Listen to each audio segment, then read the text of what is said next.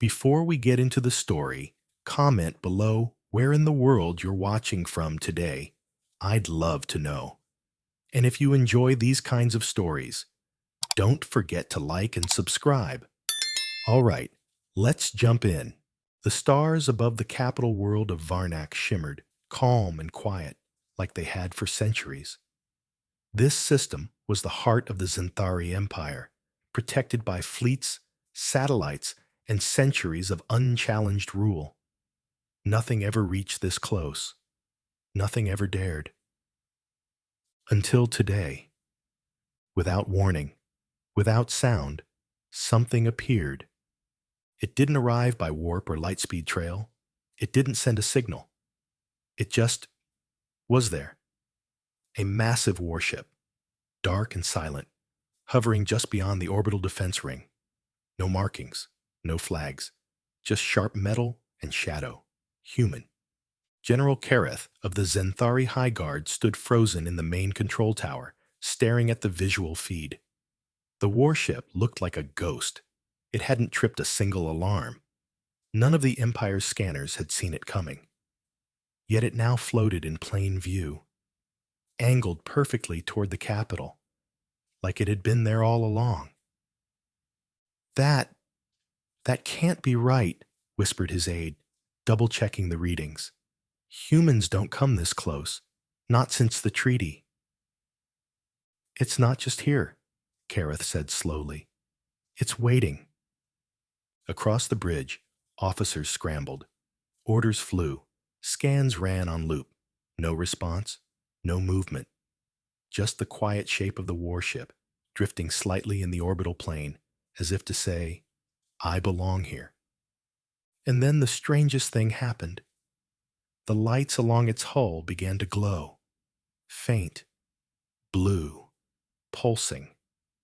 Not a threat. Not yet. Just a reminder. Kareth turned to the comms officer. Send word to the Emperors. Level 1 alert. Mobilize every fleet. And find out how it got this close. But deep down, he already knew. The humans hadn't come to talk. They'd come to remind. General Kareth stared into the feed, unblinking, as the silhouette of the human warship hung silently in orbit. The pulse of its hull lights continued, steady, rhythmic, like a heartbeat. The image on the screen didn't move, but it was alive. He could feel it. The entire command deck could feel it, a pressure in the air that made every breath feel heavier. Like something terrible was just beyond the edge of understanding. He turned to his communications officer. Has it said anything yet? No transmissions, the officer replied. No signals, no demands. Just silence. Silence. That's what made it worse. If the humans had arrived screaming threats, demanding surrender, or even warning of retaliation, that would have made sense. That was how wars were fought. Words first, weapons next. But this was something else. They're not here to speak, Kareth muttered. He looked at the sensor data again, zooming in on the strange fluctuations around the ship's structure. There were ghost signatures, small, almost invisible, like shadows flickering just beneath the surface of space. Cloaked signals? Distortion fields? The warship wasn't alone. It couldn't be. Kareth's mandibles clicked as he stepped back from the console, his 4 eyes scanning the room. If that vessel is what I think it is, we're standing on the edge of something we can't control. Should we issue a threat response? Asked Commander Brawl, head of orbital security. Kareth didn't answer right away.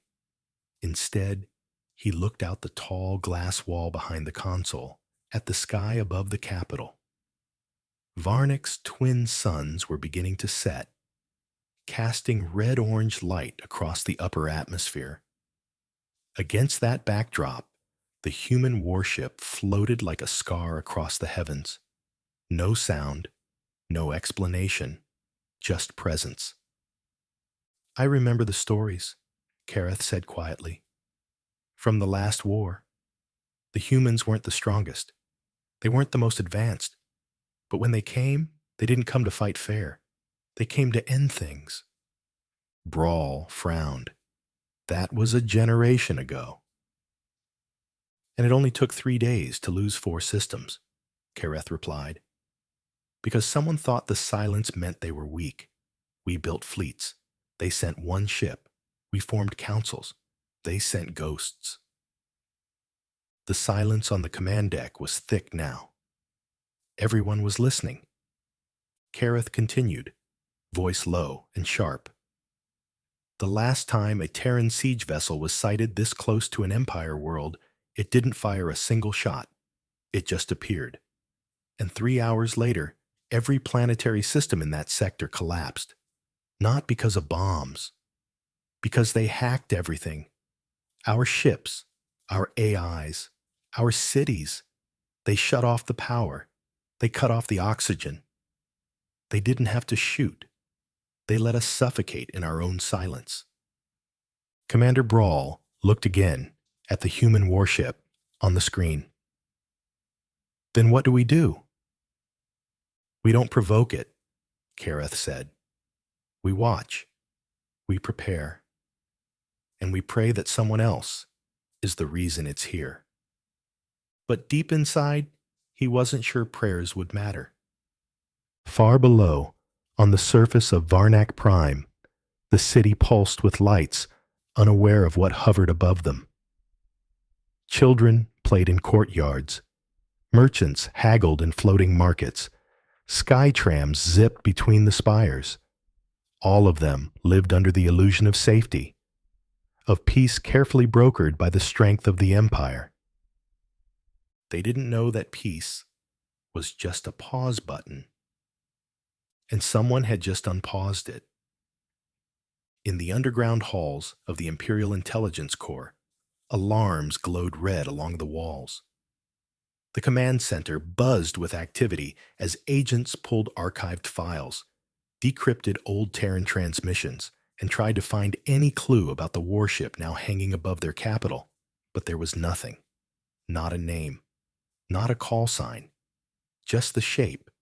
Sleek, matte black, with an energy signature that didn't match any known human design.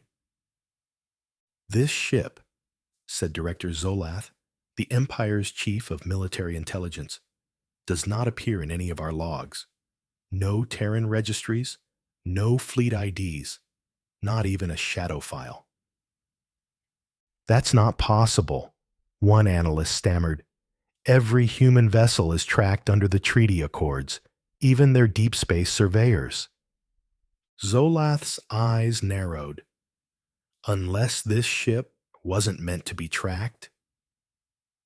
A silence fell across the chamber. Someone whispered, "Black Division." Everyone turned. "Excuse me," Zolath said, stepping forward. The analyst swallowed.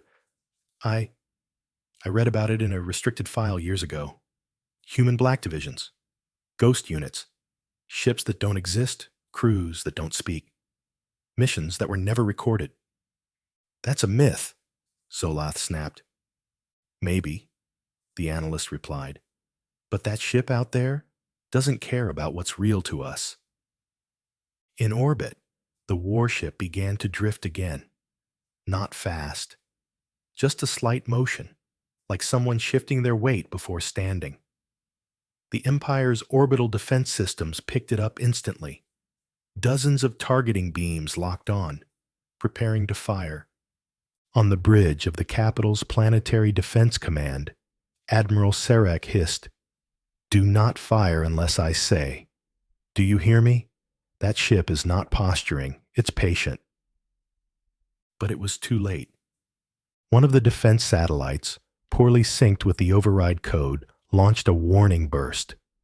A small energy pulse meant to nudge ships out of restricted space. It wasn't meant to be hostile, But in moments like these, intentions didn't matter. The human ship didn't move. It didn't return fire. Instead, every defense satellite in the sky went dark. One by one, in perfect order, their lights blinked out, powerless, silenced. And across the Empire's defense grid, a single message appeared.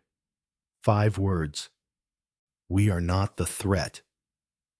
The command deck erupted into panic. Codes were checked. Systems were reset. Nothing responded. Admiral Sarek stood frozen, watching the feed. They didn't attack us. They just turned us off. What do we do now? Someone asked. Kareth's voice came across the comms, calm but cold. Now, we find out who they're here for. Because that warship didn't come all this way just to float in our sky. He turned toward the Capitol towers, his eyes narrowing. They're waiting for something, or someone, and when that moment comes, they won't ask twice. The news traveled fast. By the time the Zenthari High Command had initiated full planetary lockdown protocols, the image of the silent human warship had already flooded every intelligence channel from Varnak Prime to the Empire's outermost trade stations. It wasn't an invasion fleet, not yet.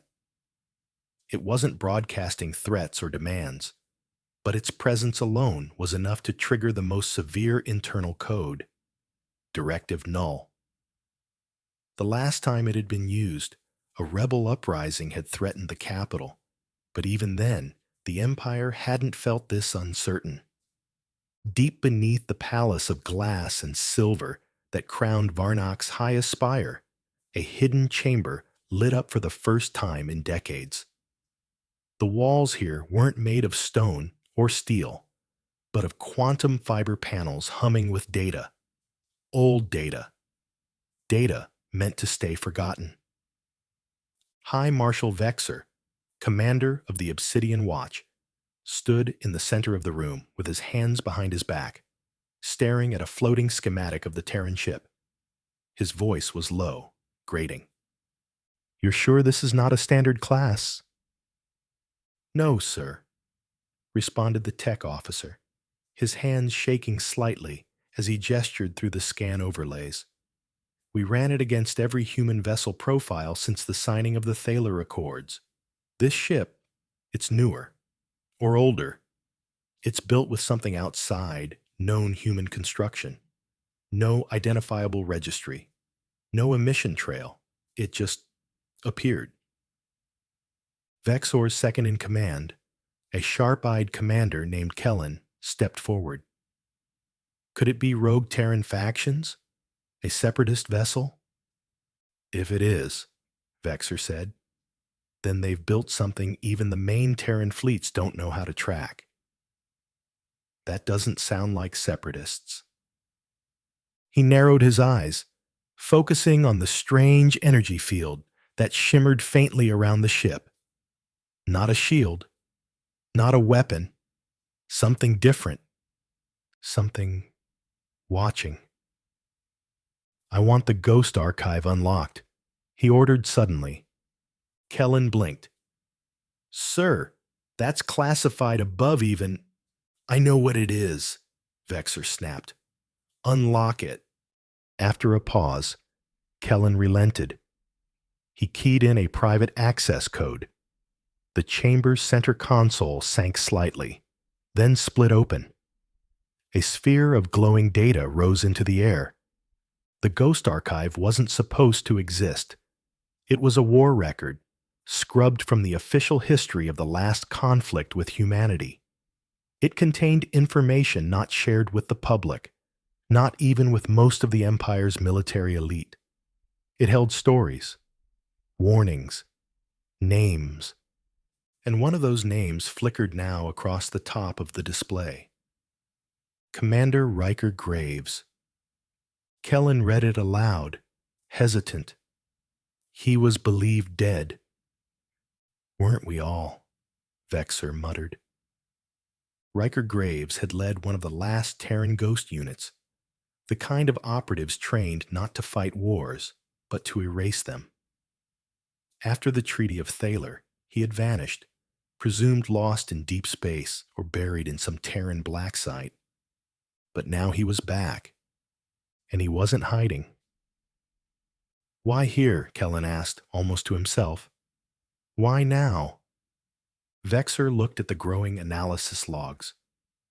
The ship's position wasn't random. It wasn't just parked near the capital for show. It was strategically placed just outside the Empire's primary relay hub. A single pulse from its location could disrupt all interstellar communications in the entire sector. No warheads needed, just presence.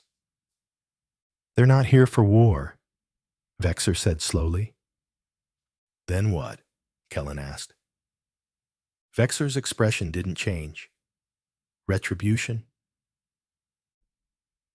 High above the planet, aboard the Earth Forge. Mark 9, the bridge remained quiet. Commander Riker Graves sat in the command chair, one leg crossed over the other, watching the Empire scramble through dozens of intercepted signals flashing across his display. He didn't look rushed. He didn't even look concerned. Still no response, he asked casually. Lieutenant Sana tapped through a datapad, scanning the network logs. They've rerouted 3 defense satellites, pulled fleet patrols from 7 different systems, and locked down half their orbital stations. But no formal message. They're panicking, just not publicly. Good, Riker said. That means they're guessing. Sana frowned slightly. You think they know why we're really here? No, Riker said. And that's what scares them. He leaned forward, locking eyes with the central viewport. Varnak's twin suns shimmered behind the capital's skyline, casting long shadows across the city's spires. His jaw flexed once. He hadn't seen this planet in 20 years, not since the ceasefire. He had walked its streets back then, under a different name, during the final talks. He had looked the Zenthari warlords in the eye as they called humanity savage, unpredictable, dangerous. They thought the treaty would cage them. They hadn't realized humans were only resting, not broken, just waiting. Commander, said Decker from Tactical, stealth frigates still holding formation. Their cloaks are synced to the primary ship's emissions. No one's seen them yet. Perfect, Riker said. Keep it that way. This isn't the moment for fire. It's the moment for fear. And after that, Sana asked. Riker didn't answer. He stood and walked to the front of the bridge. Below them, the Zenthari capital glowed, full of people who still believed the Empire was untouchable. He knew better. You know what the worst part of peace is, Lieutenant? He asked. Sana shook her head. It makes them forget who we are, what we're capable of. They start thinking we've changed, that we've grown soft, but we haven't. We've just been sharpening the blade. He turned away from the glass. And now, they're going to remember. At that moment, a small chime echoed through the bridge. An incoming transmission. Encrypted, but not by the Empire. Sana's eyes narrowed. Origin unknown. Human encryption protocol. Layered, high-tier, Ghost Division level. Riker froze for only a second before responding. Put it through. The display crackled. Then a face appeared. Older, scarred, and familiar. General Adira Voss, head of Terran Outer Defense, former Ghost Unit Overseer. one of the only people left who truly understood what the Earth Forge could do. Her eyes met Riker's through the feed. "You're early," she said. "I'm not here for diplomacy," Riker replied. "Obviously, you're sitting on their throat. They need to know what happens when they break the deal." Voss paused. "This isn't about the treaty, is it?" "No." "Then who did they take?" Riker's silence was answer enough. Voss exhaled slowly. "You're going to push this until they either break or you do." "That's the plan." The screen went black. Riker turned back to the stars. And below, in the deepest level of the Zenthari Biotech Division, inside a facility that officially didn't exist, a child opened her eyes. No alarms triggered, no sensors blinked. But the war had already started. The lights in sub-facility E11 flickered like a heartbeat, slow, irregular, and uneasy. It was deep, so deep beneath the capital's surface that even most Imperial records didn't acknowledge its existence. Built into the crust of Varnak Prime, shielded by thick mineral plates and layered cloaking arrays, it wasn't meant to be found. Even if it wasn't meant to be understood. Only a few within the Zenthari Empire knew what was kept there, and none of them slept well. In a chamber, no wider than a small shuttle bay, reinforced glass walls glowed softly in the dark. Behind one of them, a girl sat cross-legged, perfectly still. She looked human, small, pale-skinned, no older than 12. Her hair was messy, dark, cut short. A loose gray tunic hung from her thin shoulders, and a metallic collar blinked silently around her neck. To the casual eye, she might have seemed asleep, but she wasn't. Her eyes were open, barely, just enough. Watching, remembering, learning. In the adjoining control room, 3 Dominion scientists huddled over a terminal, arguing in hushed tones. "We have to shut her down," one of them whispered. "If that warship is here for her." "No!" hissed the senior researcher, a gaunt Zenthari named Trivok. His upper spine flared with irritation. "We shut her down. We admit she exists. We hand proof to the humans that we've been violating the treaty." "They already know," the third researcher said nervously. "Why else would a Terran siege carrier decloak in orbit and not attack?" Trivok stared at the monitor. The girl hadn't moved for 6 hours. Her vitals were stable. Brain activity, hyperactive, as always, but nothing dangerous. And yet, the air in the lab felt heavier than usual. The power systems were unstable. Communications kept glitching. And the last time someone stepped into her chamber to adjust the nutrient injectors, the lighting grid on the entire floor had shut off for 5 full seconds. They had blamed it on solar interference. They were lying to themselves. The girl had never spoken, not a word. Not since her arrival 3 months ago, after a covert unit intercepted a Terran vessel drifting in low power mode near the border. It had refused to identify itself. No weapons, no transmissions. Just a handful of life signs. Humans. They took them. No questions. 1 died during resistance. 3 were transferred. 1, this girl, was brought here. She had no registry tag, no birth records, no genetic markers found in known Terran colonies. And yet, she was undeniably human. Mostly. Trivok tapped a command into the console. A long, slow scan began. Her neural frequency. bioelectric patterns, cortex heat mapping. "What are you doing?"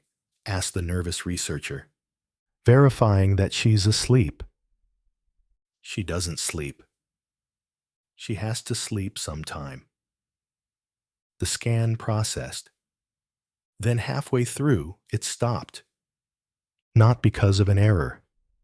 Because the girl was looking at the camera. Not blinking. Not frowning. Just looking. The terminal glitched.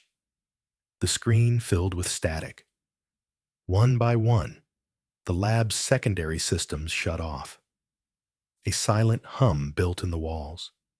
"She's doing it again," someone whispered. Trivok stepped back from the console.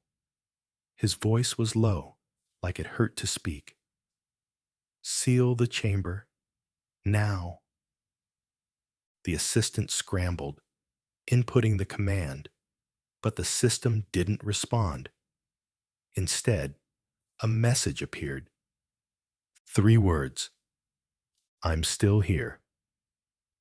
In orbit, aboard the Earth Forge, Mark 9, Commander Riker Graves stared at the signal spike.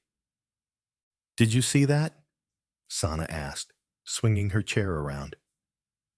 "I saw it," Riker said. "She's awake." Decker leaned over from tactical. "Are we sure it's her?"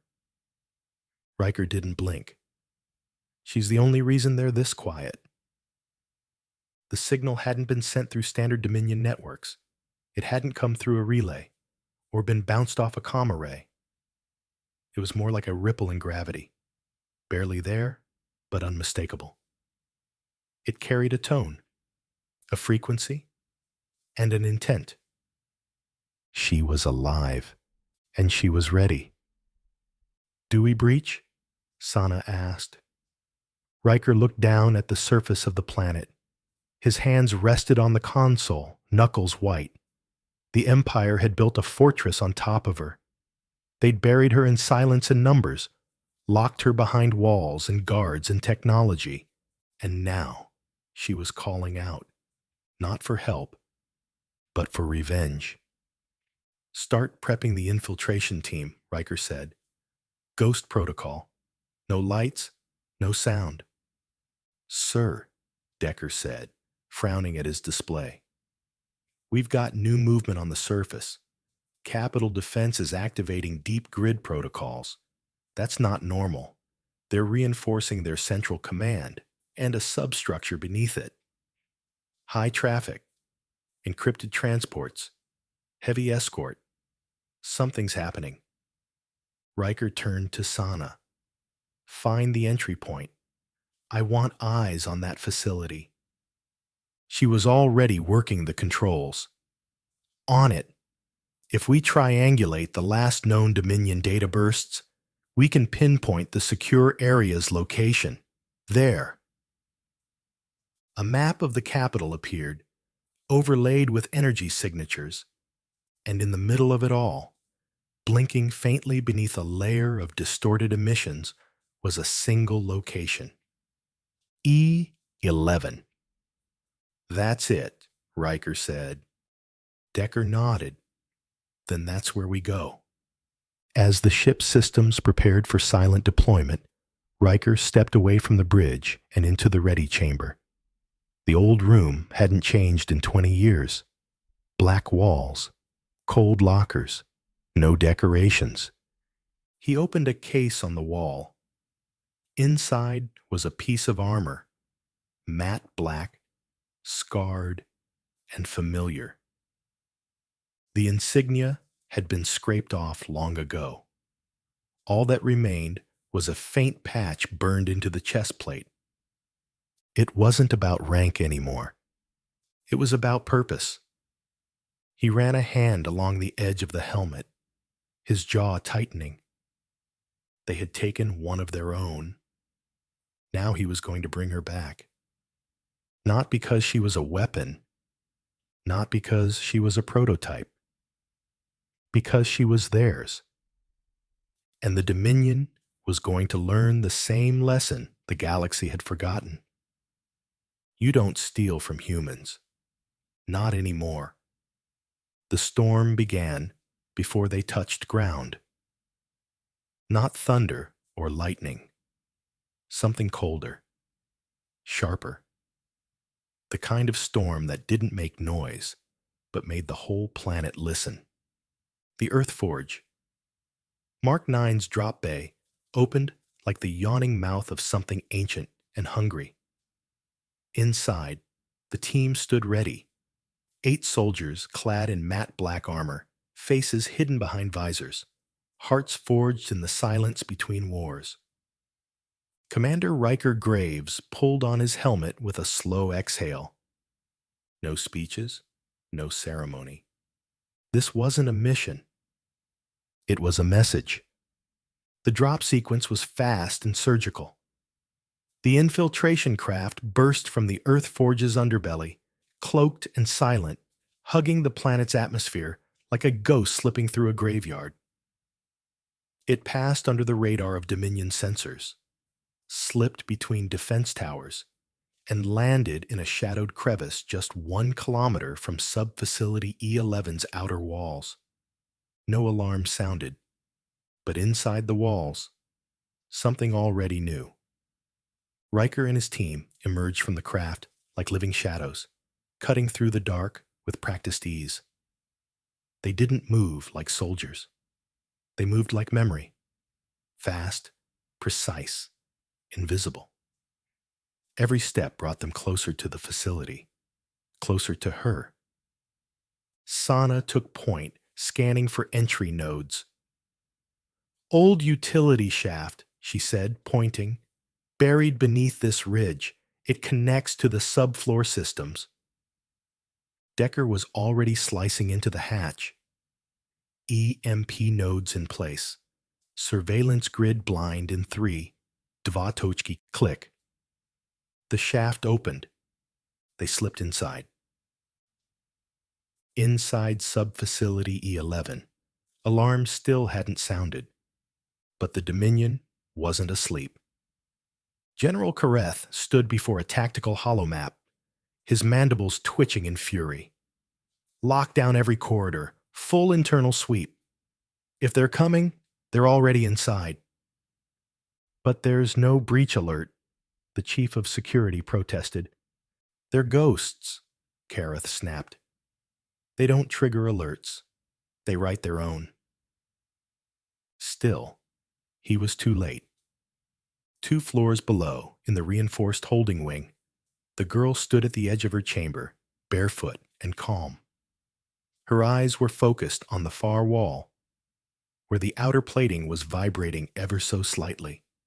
She smiled. Then the wall exploded inward. It didn't crumble. It simply vanished in a cloud of suppressed noise and broken metal. Riker entered first, rifle raised, but the moment he saw her, he lowered it. No collar, no fear.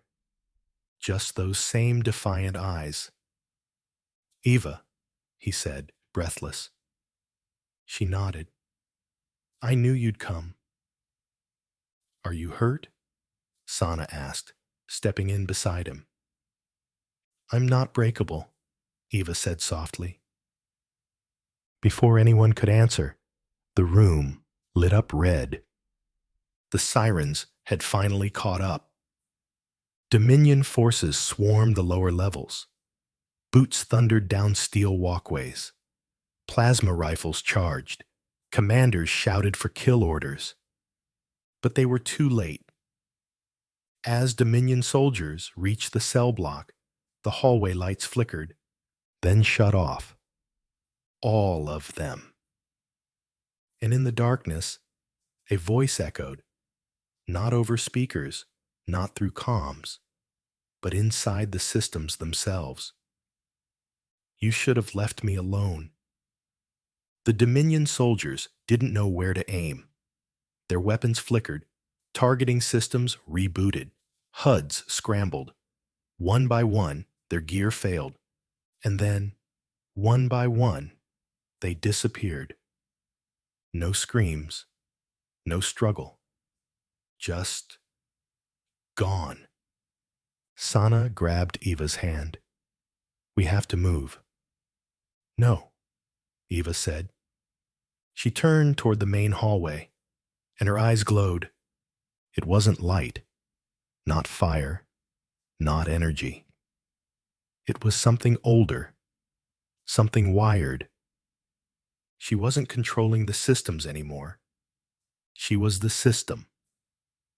The Dominion AI tried to reroute. Eva rewrote it. Firewalls collapsed. Turrets shut down. Doors opened where they were supposed to stay closed. The entire facility, designed to hold creatures that broke the laws of physics, folded like paper around her. Riker stared, unable to speak. What is she? Decker whispered. She's not our weapon, Riker said. She's what happens when they push us too far. They made it back to the surface in 12 minutes. Extraction was clean. The cloaked frigate hovered just above the debris field, catching the team mid-jump with precision gravity clamps. As the team pulled into the drop bay, Sana turned to Eva. What do you want to do now? Eva looked past her, through the open airlock, up at the stars. Go somewhere they can't follow. Riker gave the order. The Earth Forge turned, slow and deliberate, engines pulsing as it pulled away from orbit. Dominion forces tried to lock on, but their targeting systems were still offline. Communications jammed, sensors fried, no ships pursued. No signals were sent. The Empire didn't dare. They didn't even understand what they'd just witnessed. Not fully. Not yet. Hours later, aboard the Earth Forge, Riker stood in the observation deck, staring out into deep space. The ship drifted beyond mapped territory now, outside charted lanes. Eva stood beside him, silent. He didn't speak. He didn't have to. Eventually, she did. They were trying to turn me into something, she said quietly. A tool, a weapon, something they could aim. They failed, Riker replied.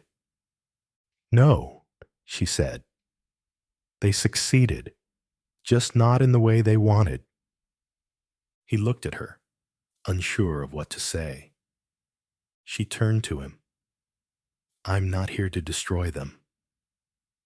Then what are you here for? Her gaze returned to the stars. To build something better. Riker nodded once. The bridge lights dimmed as the Earth Forge passed into the black beyond known space. Behind them, the Empire nursed its wounds in silence. Ahead, something new waited to be born. And at its center was a girl who had rewritten the rules of war with nothing but a thought. She was no longer just human. She was what came next.